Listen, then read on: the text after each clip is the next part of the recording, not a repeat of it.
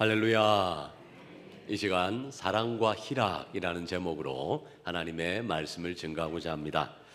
사랑하는 성도 여러분, 이제 오늘부터 이 성령의 9가지 열매에 관해 주일 예배 시간에 한번 은혜를 나누고자 합니다.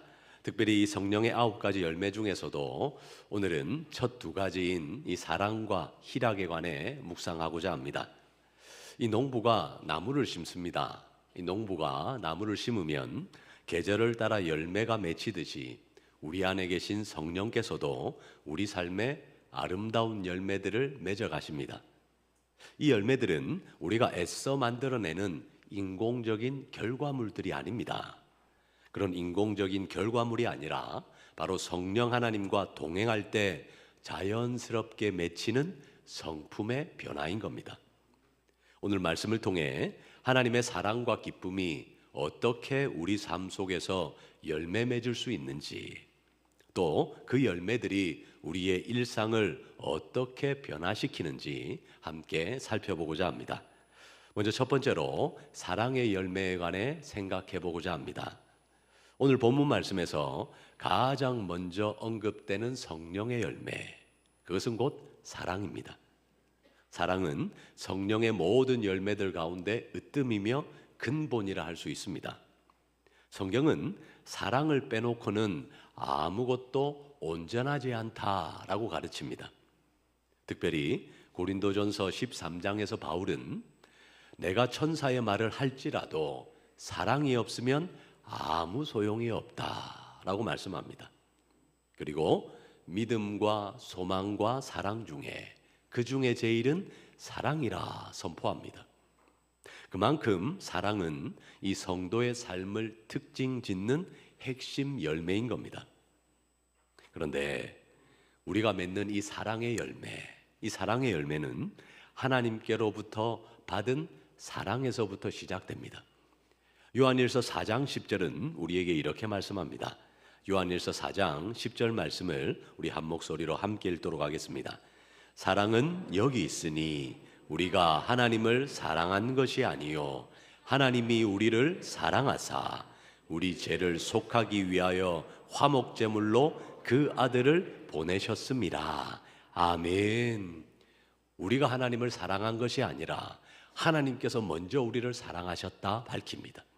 그래서 우리 죄를 속하기 위하여 화목제물로 그 아들을 우리를 위해 이 땅에 보내신 겁니다. 그리고 이어지는 요한일서 4장 19절에서 보다 분명히 밝히고 있습니다. 요한일서 4장 19절 말씀을 우리 한 목소리로 함께 읽도록 하겠습니다. 우리가 사랑함은 그가 먼저 우리를 사랑하셨습니다. 아멘. 바로 우리가 사랑함은 하나님께서 먼저 우리를 사랑하셨기 때문이다 선언하는 겁니다. 그렇습니다. 우리가 서로 사랑할 수 있는 이유는 먼저 하나님께서 우리를 사랑해 주셨기 때문입니다. 그리고 그 하나님의 사랑이 예수님의 십자가에서 완전히 확증되었습니다. 그래서 로마서 5장 8절은 우리에게 이렇게 선포합니다. 로마서 5장 8절 말씀을 우리 한 목소리로 함께 읽도록 하겠습니다. 우리가 아직 죄인 되었을 때에 그리스도께서 우리를 위하여 죽으심으로 하나님께서 우리에 대한 자기의 사랑을 확증하셨느니라. 아멘. 그리스도께서 우리를 위하여 죽으심으로 하나님께서 우리에 대한 하나님의 사랑을 확증하신 겁니다. 그래서 우리가 십자가를 바라볼 때마다 하나님께서 이렇게까지 독생자 예수님을 나를 위해 십자가 위에서 희생시키시기까지 나를 사랑하셨구나 깨닫게 되는 겁니다. 그래서 우리가 날마다 십자가를 바라보는 것이 중요합니다.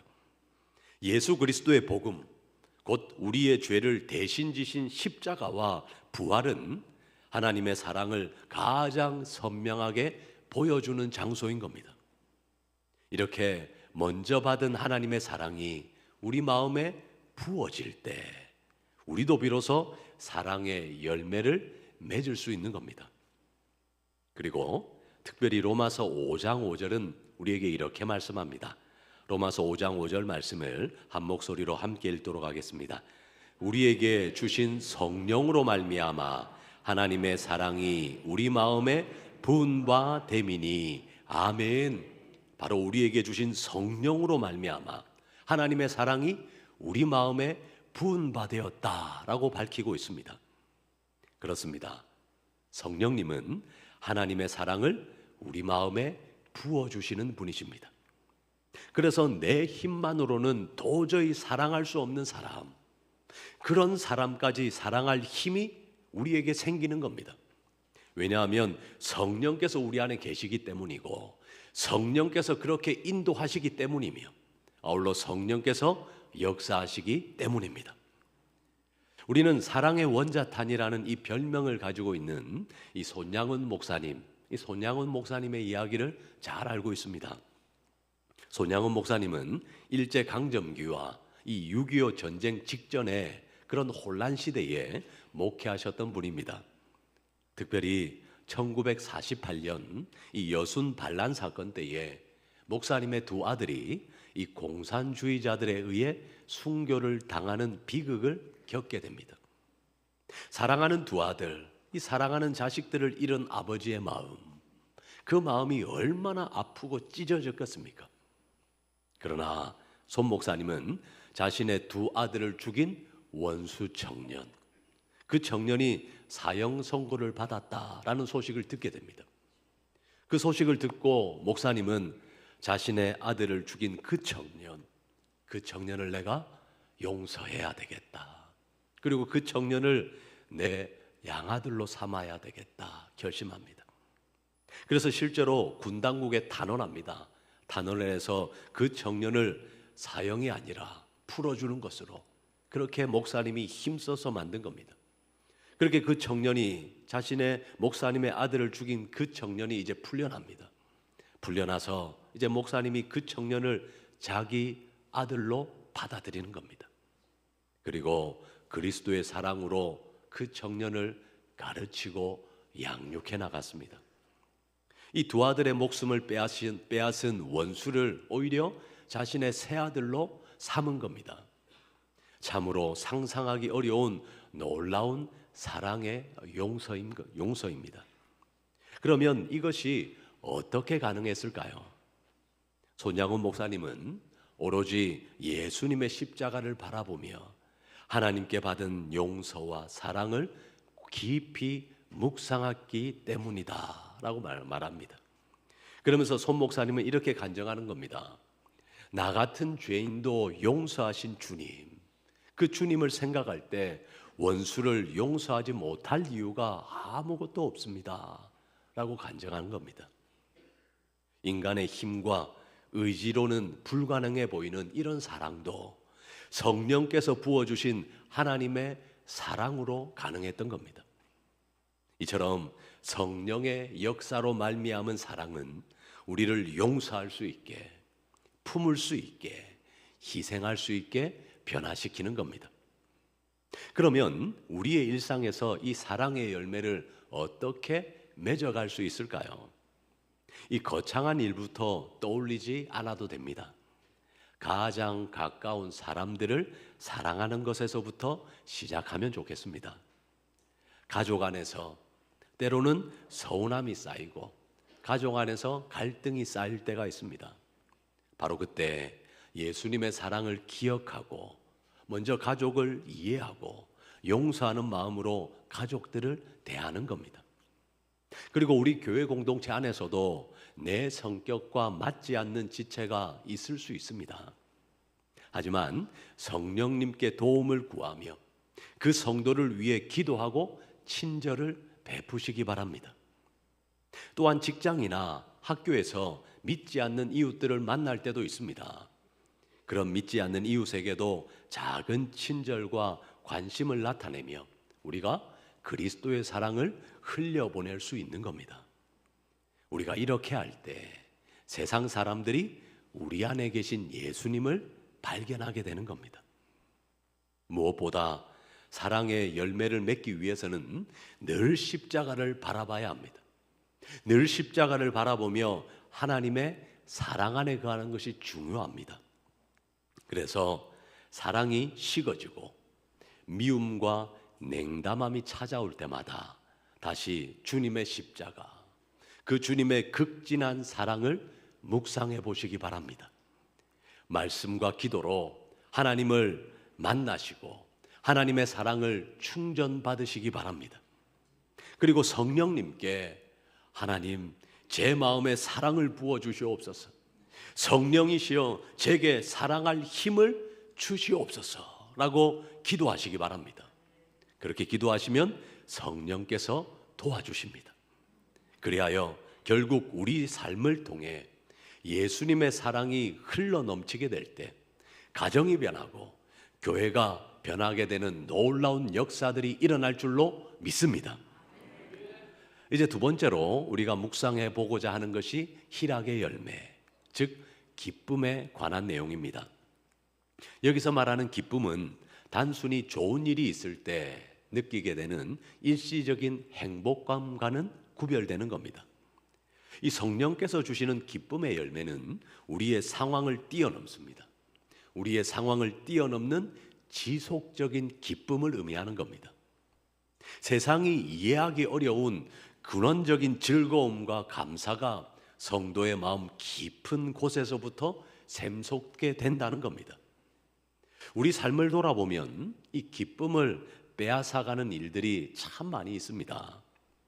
현실의 무거운 짐들, 예를 들어 경제적인 어려움, 직장에서 오는 스트레스, 그리고 건강의 문제, 그리고 내가 계획된 일들이 뜻대로 되지 않을 때의 어려움, 그리고 가족 안에서의 문제, 이런 것들은 우리의 행복감을 쉽게 앗아갑니다.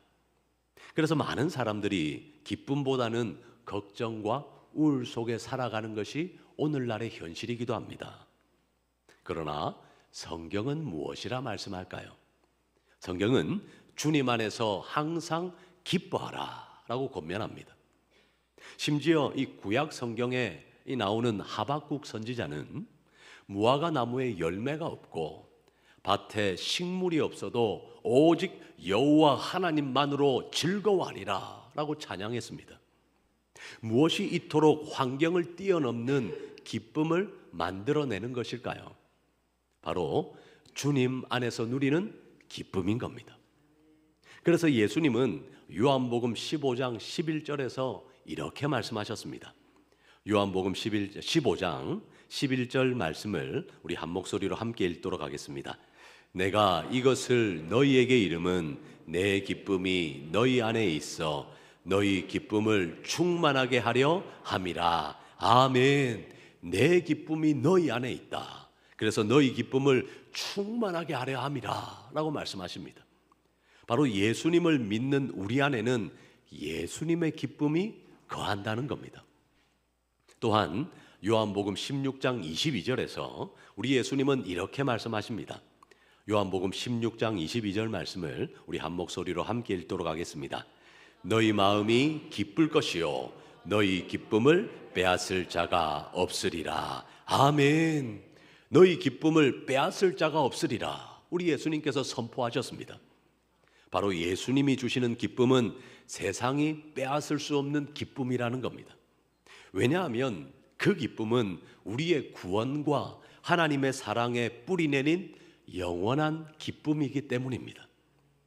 죄인인 우리가 용서받고 하나님의 자녀가 되었다는 것, 죽을 수밖에 없던 우리가 영원한 생명을 얻었다는 것, 바로 이것이야말로 어떤 상황에서도 변치 않는 기쁨의 근거가 되는 겁니다. 또한 이 기쁨은 성령 충만의 표징이기도 합니다. 이 사도행전을 읽어보면 제자들이 성령 충만함을 받았을 때 담대하게 복음을 전합니다. 제자들이 성령 충만함을 받았을 때 핍박 중에도 기뻐할 수 있었습니다. 바울과 실라가 복음을 전하다 감옥에 갇혔습니다. 그 감옥에 갇혔을 때에도 그 한밤중에 오히려 불평했던 것이 아니라 하나님을 찬송하며 하나님께 기도드렸습니다. 매를 맞았습니다. 쇠사슬에 묶인 처지가 되었습니다. 복음을 전하다 그렇게 된 겁니다. 하나님을 위해 복음 전하다 매 맞고 쇠사슬에 묶인 처지였지만 그들의 마음은 오히려 성령께서 주시는 기쁨과 감사로 가득했던 겁니다. 오늘날도 마찬가지입니다. 성령께서 역사하시는 곳에는 억지가 아닌 자원하는 찬양과 즐거움이 넘치게 되는 겁니다. 교회에서 성도들이 함께 모여 예배드립니다. 함께 모여 예배드릴 때 기쁨의 눈물을 흘리거나 환한 미소를 띠는 그런 모습을 보신 적이 있을 겁니다. 바로 주님 안에서 하나 되는 기쁨, 주님께서 행하신 죄사함, 그 죄사함을 하나님께 받은 그 기쁨, 창조주 하나님을 이 예배의 자리를 통해 만나는 그 기쁨, 그 하나님께 예배드리는 기쁨이 우리 신앙생활에 힘이 되는 겁니다.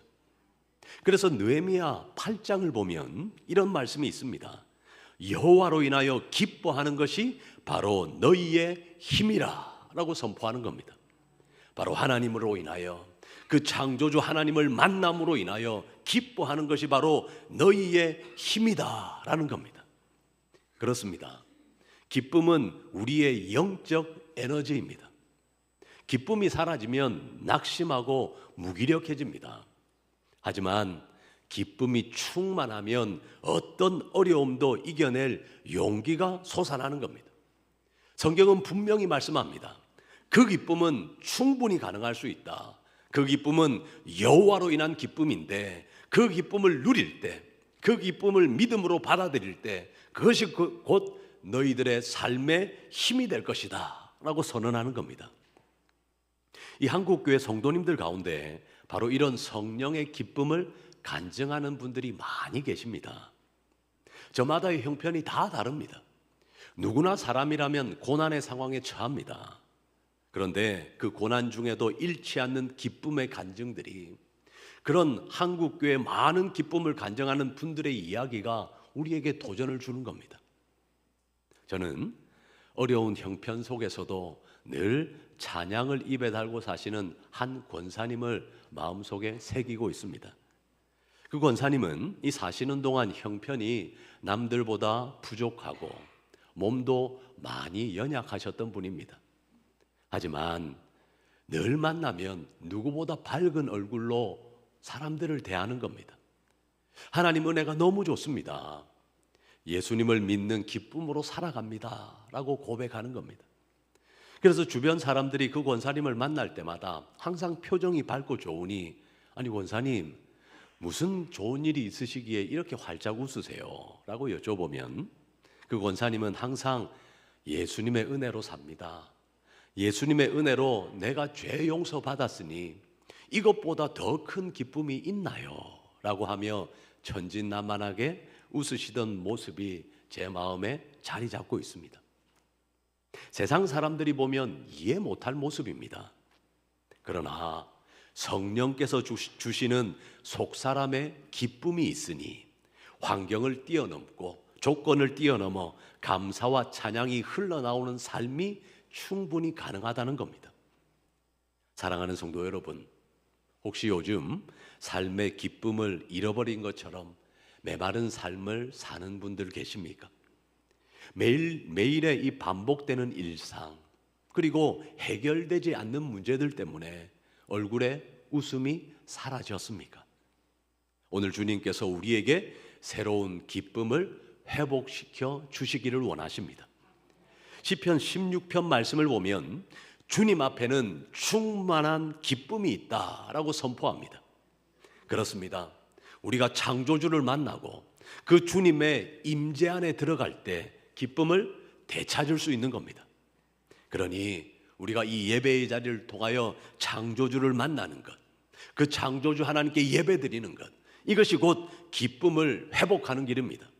창조주의 임재 안으로 들어가야 하는 겁니다.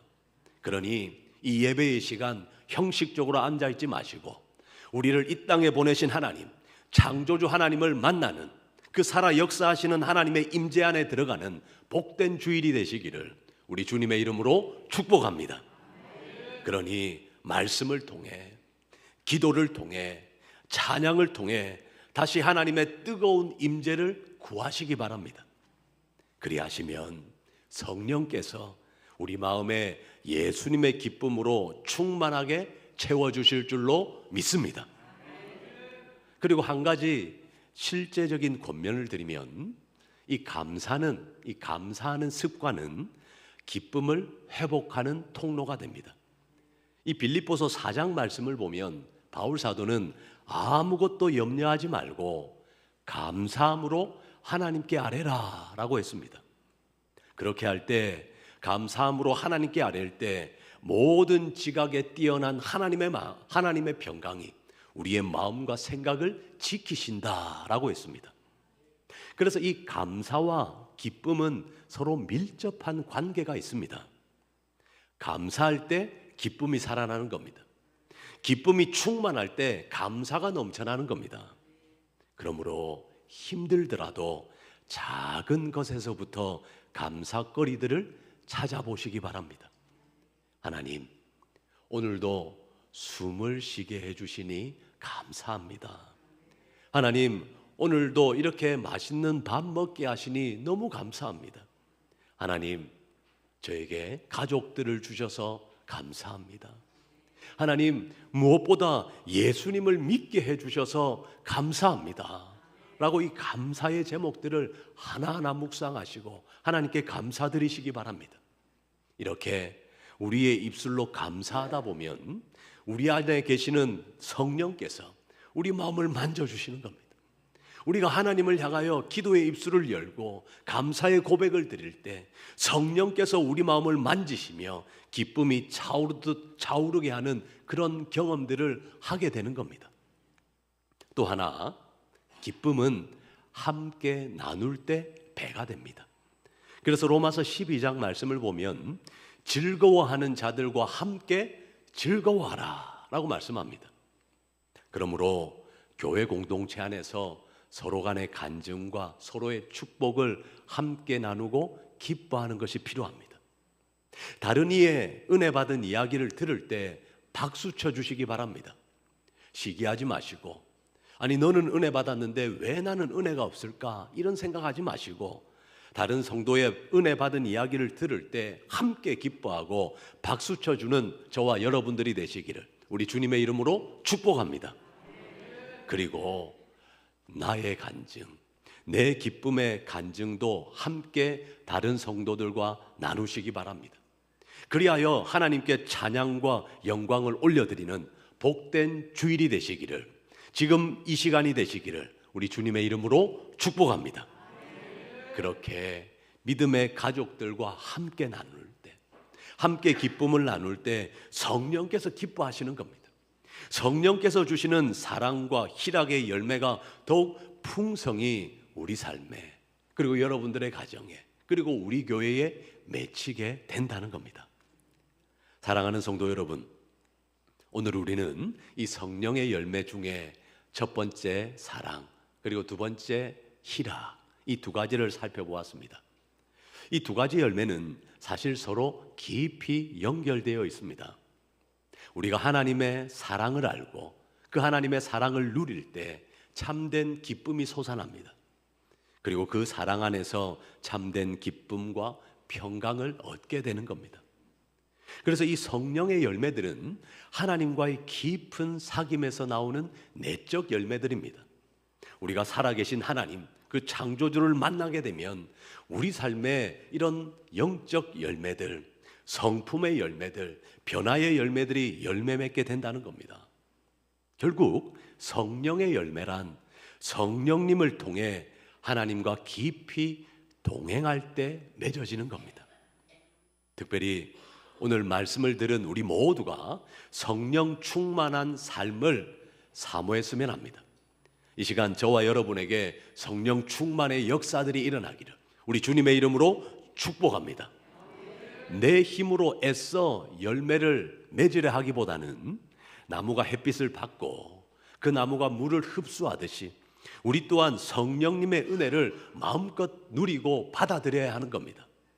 그리할 때 때가 이르면 열매는 우리 삶에, 그리고 우리 교회 위에, 그리고 여러분의 가정 위에 자연히 맺히게 된다는 겁니다. 요한복음 15장에서 우리 예수님은 나는 포도나무요 너희는 가지니 내 안에 거하라 라고 말씀하셨습니다. 가지가 열매를 많이 맺는 비결은 포도나무에 꼭 붙어 있는 겁니다. 우리 또한 마찬가지입니다.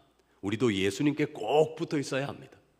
예수님께 꼭 붙어 있고, 그리고 성령 안에 거하면 어느새 사랑과 기쁨의 열매가 주렁주렁 우리 삶에 열매 맺게 되는 겁니다.